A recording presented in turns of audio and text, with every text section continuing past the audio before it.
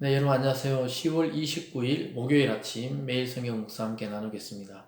저는 오늘 노회가 인천에서 열리는 관계로 지금 숙소에서 녹화해서 여러분과 함께 매일 성경 함께 나누고 있습니다. 이곳 인천은 지금 대구보다 훨씬 춥고 바람도 많이 붑니다. 네, 여러분도 오늘 기온이 많이 떨어진다고 합니다.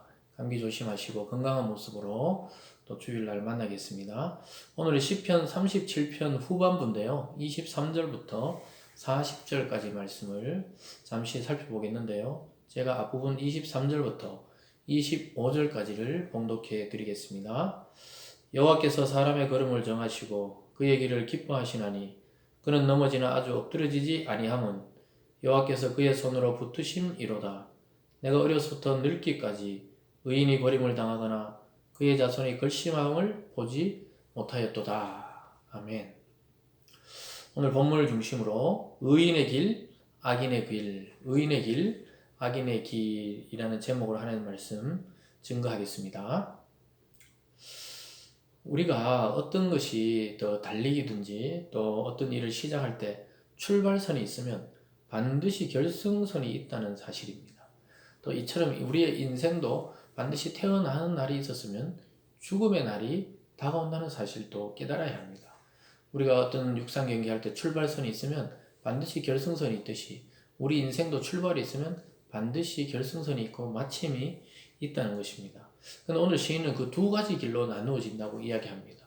의인의 길이냐 악인의 길이냐로 나누어진다고 말씀하고 있습니다. 오늘 첫 번째로는 의인의 길과 또 생명의 길에 대해서 이야기하고 있습니다. 의인이 걸어가는 그 길은 생명의 길이다. 이렇게 말씀하고 있는데요. 어제 본문에서 계속 이어지는데요. 실제로 악인의 멸망과 또 의인의 구원에 대해서 이야기했는데 오늘은 의인의 길은 생명의 길이라고 앞부분에서 23절부터 31절 사이에서 말씀하고 있습니다. 그래서 우리 인생은 우리 마음대로 걸어가는 것 같지만 실제로 하나님께서 우리의 걸음을 인도하시고 붙들고 있다고 이야기하고 있습니다. 23절입니다. 여호와께서 사람의 걸음을 정하시고 그의 길을 기뻐하시나니 그는 넘어지나 아주 엎드러지지 아니함은 여호와께서 그의 손으로 붙드심이로다. 이렇게 말씀합니다. 의인의 길은 넘어지는 것 같으나 아주 엎드러지지 않는다. 아주 망하는 길이 아니라는 것입니다. 하나님이 다시 그의 손을 붙들어주고 그를 그 걸음을 바르게 하시고 그의 길이 기쁨으로 끝나게 하신다고 이야기하고 있습니다. 25절에서도요. 내가 어렸을부터 늙기까지 의인이 버림을 당하거나 그의 자손이 걸시감을 보지 못하였도다.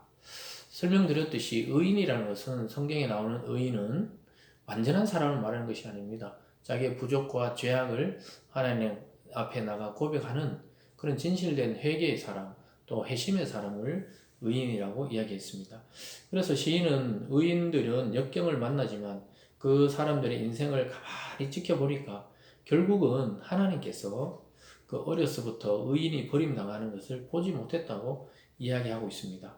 그래서 여러분들도 어떤 순간적인 성공이나 또 이 세상에 잘 나가는 사람을 잘 관찰해 보시고 또 하나님 안에서 이 성도의 삶을 살았던 성경의 인물들이나 또 신앙의 선배들의 그러한 인생을 살펴보면요. 하나님이 결코 비참하게 끝나거나 망하게 만들지 않는다는 사실을 알게 됩니다. 결국은 하나님의 그 손에 붙들려서 의로운 길, 생명의 길을 가게 되는 것이 바로 믿음의 사람들의 길입니다. 26절입니다. 그는 종일토록 은혜를 베풀고 꾸어주니 그의 자손이 복을 받는도다. 악에서 떠나 선을 행하라. 그리하면 영원히 살리니. 이 시인이 이야기하고 있죠. 의인의 삶을 살펴보니까 참 그는 베풀고 또 그의 자손은 번성하고 그렇기 때문에 이 젊은이들에게 악에서 떠나서 선을 행하는 삶을 살라고 이야기합니다. 그것이 영원히 사는 방법이라고 말씀하고 있습니다. 하나님이 또 그런 정의를 사랑하십니다. 28절입니다. 여호와께서 정의를 사랑하시고 그의 성도를 버리지 아니하심이로다. 그들은 영원히 보호를 받으나 악인의 자손은 끊어지리로다. 여기서 차이가 납니다. 의인의 길과 또 하나님을 의지하는 자의 길은 영원히 끊어지지 않지만 악인의 자손은 끊어진다. 그러니까 그 자기 당대에 누리고 끝나는 겁니다. 미래가 없는 인생입니다. 31절에 이렇게 말합니다. 그의 마음에 하나님의 법이 있으니 그의 걸음은 실족함이 없으리이다. 여러분, 의인의 핵심이 뭡니까? 그의 마음에 하나님의 법, 하나님의 말씀이 있다는 것입니다. 여러분의 마음속에 무엇을 담고 있습니까? 이 세상을 향한 정욕입니까? 명예를 향한 욕망입니까? 아니면 성공을 향한 그런 욕심입니까? 아니면 부유함을 이루기 위해서 남을 짓밟고라도 남을 속여서라도 내가 부유해지기 위한 그런 욕망에 사로잡혀 있습니까? 그 마음을 내려놓고 하나님의 법을 저와 여러분의 마음에 받아들일 때 그의 걸음은 실종하지 않는다. 그의 인생은 실패로 끝나지 않는다고 말씀하고 있습니다. 하나님이 정의를 사랑하시기 때문이라고 시인은 이야기하고 있습니다. 오늘 크게 두 번째로는요, 32절에서 40절 마지막 절까지 악인과 의인의 결과가 나타납니다. 악인과 의인의 삶의 결말이 등장합니다.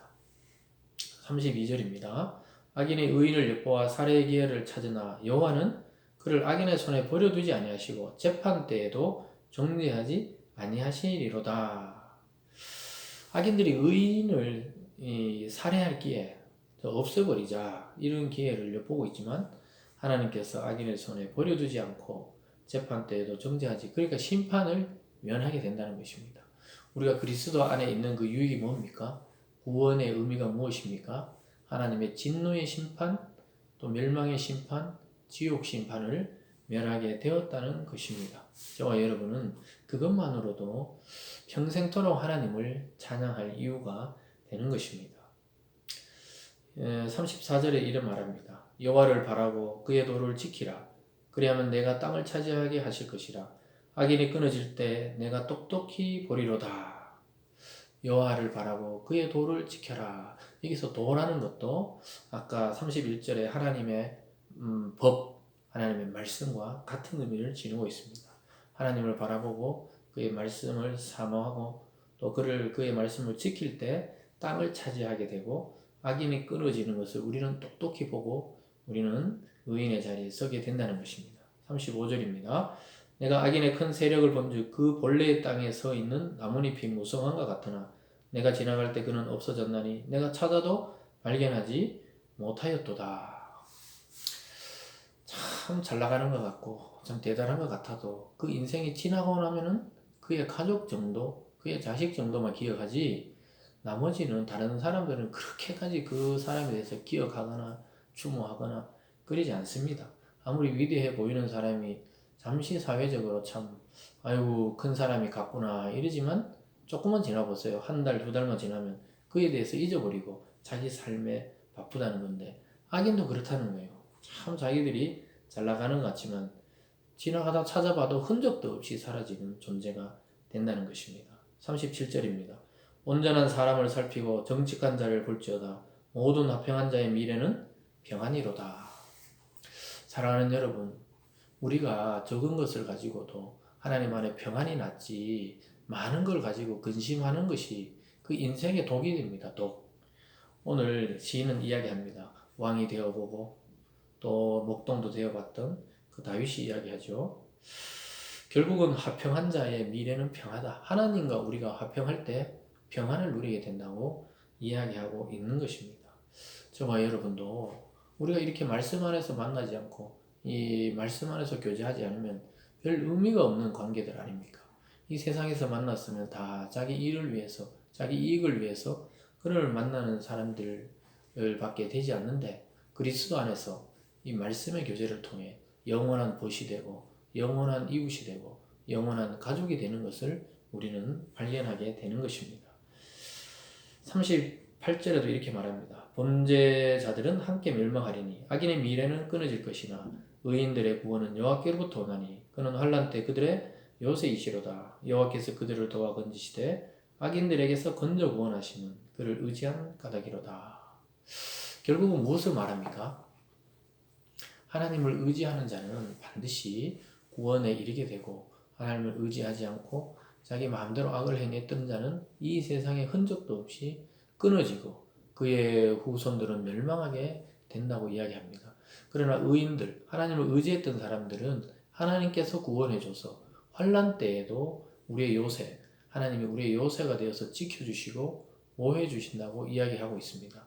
하나님이 우리를 건져주시고 또 악인들의 악함에서 우리를 구원해 주셔서 우리를 끝까지 주님을 의지하게 만들고 또 그를 의지했기 때문에 우리의 인생은 비참하지 않고 또 초라하지 않고 하나님이 주시는 영광 속에 살아가게 되는 것입니다.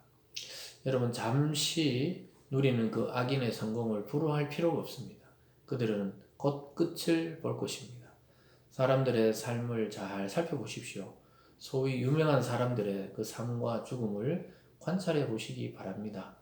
결국 하나님의 법과 하나님의 말씀대로 그리스도 안에 사는 자가 가장 복되고 형통하다고 성경은 말씀하고 있습니다. 사랑하는 여러분, 여러분의 일상에서 그리스도의 선을 행하는 그런 복된 성도들 되시기 바랍니다. 그래서 하나님이 주시는 참 평안이 여러분의 인생과 또 영혼 속에 여러분 하나님이 주시는 평안이 있기를 바랍니다. 오늘 특별히 여러분들께서 함께 기도해 주시고 또 오늘 노회가 잘 진행되어서 또 아무 사건 사고도 없이 또 전염병으로부터도 자유롭게 하나님이 보호하시기를 여러분 함께 기도해 주시고 또 안전하게 또 가정으로 돌아가고 또 교회를 섬길 수 있도록 여러분들이 꼭 기도해 주시고 또 여러분의 일상에서도 그리스도께서 여러분을 보호하시고 인도해 주시는 은혜가 있는 하루 될 수 있도록 함께 기도해 주시기 바랍니다. 기도하겠습니다. 사랑의 하나님 아버지, 악인의 길과 또 의인의 길, 이것을 극명하게 다윗은 계속 대조하며 노래하고 있습니다. 결국 생명의 길이, 구원의 길이 그리스도 안에 하나님께 있음을 고백합니다. 하나님, 이 아침에 우리 모든 성도님들의 마음에 그리스도가 자리 잡게 하여 주시고 영원한 생명의 도, 생명의 말씀, 생명의 법인 하나님의 말씀이 새겨지게 하여 주시옵소서. 이 세상의 악한 자들의 성공과 또 유명함을 부러워하지 않게 도와주시고 오로지 그리스도 안에 우리가 참된 의인의 삶을 살아가는 그러한 인생을 선택하는 오늘이 되게 도와주시옵소서. 우리의 기도들을 들어주시고 특별히 오늘 노예 가운데 은혜를 더하여 주시고 모든 진행 상황이 순조롭게 이루어질 수 있도록 주님 인도하여 주시옵소서. 또 모든 교우들의 삶과 가정과 사업체를 지켜주시고 평안케 하여 주셔서 하나님의 영광이 되게 하여 주시옵소서. 감사드리며 예수님 이름으로 기도드리옵나이다. 아멘.